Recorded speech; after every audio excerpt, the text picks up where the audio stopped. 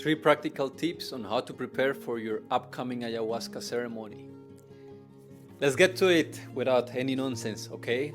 So, number 1, if you're doing medicine in a place where they treat the medicine with respect, maybe there's a certain tradition or what they do is really in a sacred context, the medicine starts working the moment you commit. What does this mean? The moment that you paid, you sent the money, you booked your spot, whatever it is that you had to do, that step that you couldn't take back, that commitment, the moment that you were in, not you had the idea or you had the conversation, but you sent the money and it's gone. You booked the flights and that's it. You talked to the person and shook their hand and you are in. Your ceremony, let's say your ayahuasca ceremony, starts there. Although you will see when you drink the medicine that it started far before that moment. But that is when officially you're in relationship with the medicine. Many people think that their preparation is just when I come and I drink this cup. No, that is your celebration. That is like meeting a friend that you've been chatting with online for a while. A long distance friend, you finally meet, you drink to celebrate, you have a beautiful time together. But really the connection is formed and the depth is created before the ceremony, in the messages you send to each other day in and day out. So what does it mean to prepare from the moment that you commit? It means you start looking at your life as medicine, as the guru. Guru in the Hindu tradition is not a man with a big white beard. Guru means dispeller of darkness, that which illuminates what is dark, that which removes unconsciousness, that which removes shadows. So to see life as the guru, to see life and others as the dispeller of shadows, means that every beautiful moment, and especially every difficult one, everything that happens in your life that is painful, that stresses you, every challenge that you have leading up to the ceremony is part of the ceremony. I would recommend you take a pen, some paper, and you start to journal. That is my number 1 advice. Journal every day and ask yourself at the end of the day, what medicine did I receive today? Ooh, somebody gave me a compliment and I say, like, I ignored it. Or I say, oh, it's not a big deal.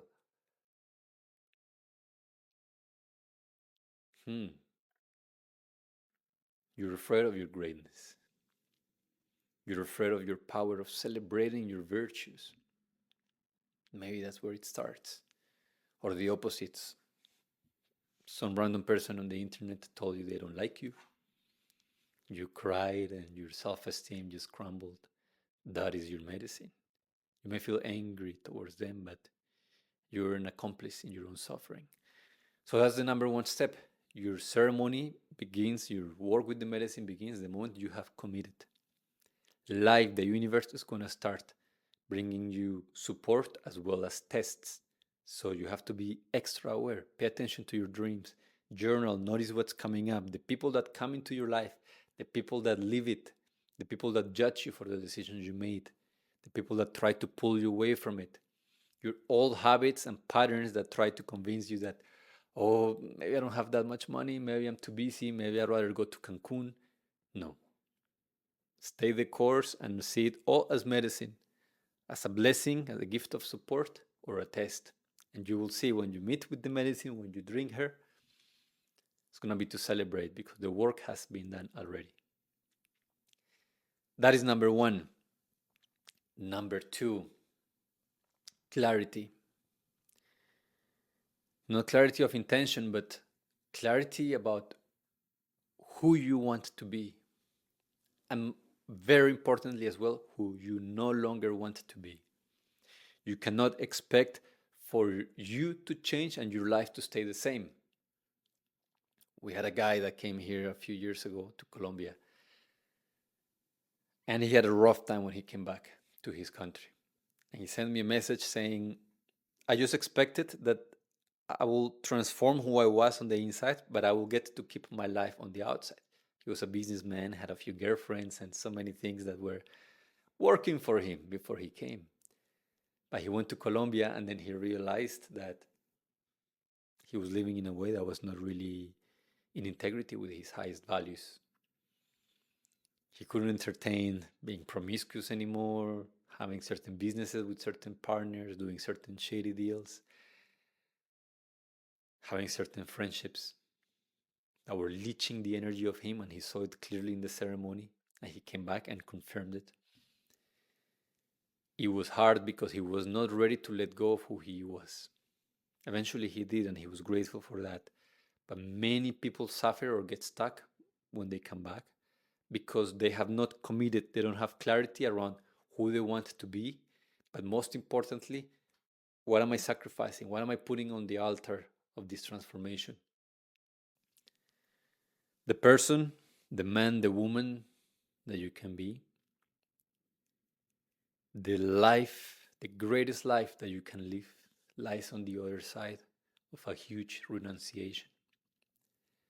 To the present you, it feels like a huge renunciation to let go of who you are.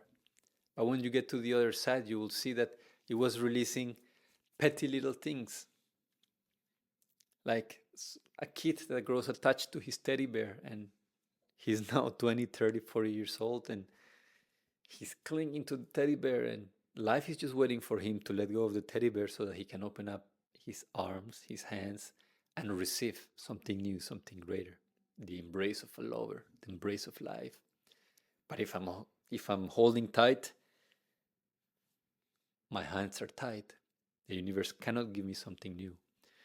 So that's the tip number 2. Be clear. Who do you want to be?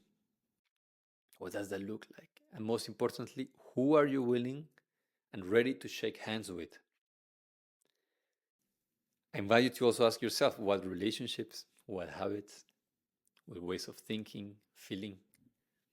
You may already know the price that your new life is going to cost you. You may already know the friendships, the relationships that are not good for you, the habits, the ways in which you do stupid things to make your life worse, that you know they're stupid and that they don't help you. You already know that. Are you open to living your life without them?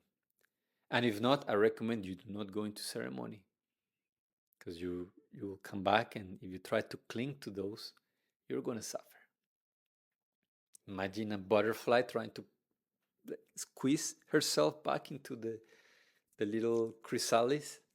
She will tear her wings apart. She'll die trying to fit back into a mold that no longer fits her. So will you. Now, number 3, and this one is very practical, and it's this. Your breath determines the way you think. Your breath determines how the energy moves inside of your system. If you're going through panic, if it's getting overwhelming, what you want to do is you want to sit with your spine straight, because this also starts to harmonize your emotions and your energy system. You want to sit barefoot.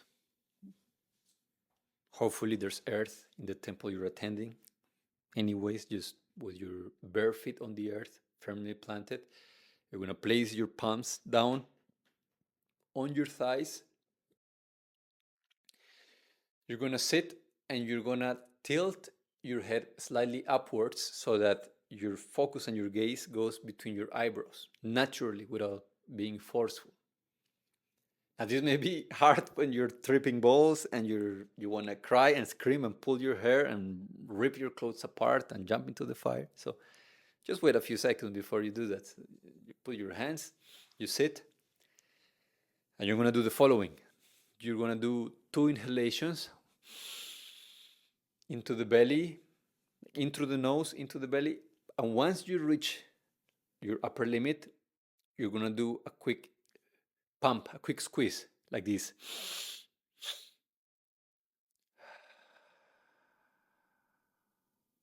And you exhale through the mouth.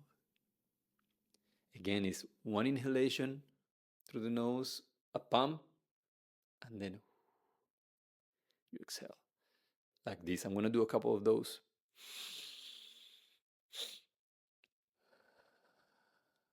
You can exhale through the mouth or through the nose, whatever you find more comfortable.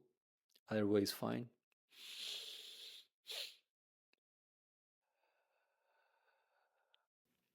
There's a part of your lungs that has a capacity that does not get filled up with a full inhalation. But when you do the full inhalation, plus the little extra pump, it expands. And there's so many things that happen, backed up by science, that create a ripple of effects in your, how they call it, your nervous system. It activates a response that induces relaxation. At the energy level, you're also starting to harmonize the energies within you. You do this, you can do it very slow, but you do this long enough until you will see. It won't take more than a minute usually until the energy starts to settle. You keep your attention here, you do the 2 inhales and 1 big exhalation. If you want some help, you can imagine that as you inhale, the earth, roots from the earth are coming up your toes. And as you exhale, they're taking all the heaviness, all the fear, all the anxiety, and it's bringing it back into the earth, turning it into flowers, into nourishment. Very often you don't need more than 20 seconds of this. If it's getting very ugly, you can think about me and think, oh, that YouTube guy, he lied to me. And here I'm tripping and doing his exercise and it's not working. You can comment below and I'll send you a meditation to make up for it if that's the case. Jokes aside, through harmonizing your breath, this is one way, this is a very simple way, your energy starts to simmer, to settle. As your energy settles, you will see that there's perhaps a specific emotion, a specific feeling that feels hard. You want to go into it. If you feel it here or here, you want to breathe slowly into it and let it expand. And you will see very quickly, maybe a memory will come up. Childhood trauma, you will remember something your father did, your mother did when you were in their belly. Who knows? But sometimes we have memories that we don't understand where they come from. They're the reason for our anxiety or paranoia or fear. And consciously we don't know. In ceremony, the agitation of our energies because of the ayahuasca brings these things to the surface. There's more clarity. We start seeing what's dirty inside of our own temple, our own body. And in that clear seeing, we may be scared by what we see, by what we feel. But if you settle your body and you focus your mind and you pay attention, you will see that whatever is present is just aching for your attention. That's what suffering does. It's a great tool to focus. It's inviting you to pay attention. If you do this, I promise you, no more than 2 or 3 minutes will go in this state of rejection and tension and bad tripping.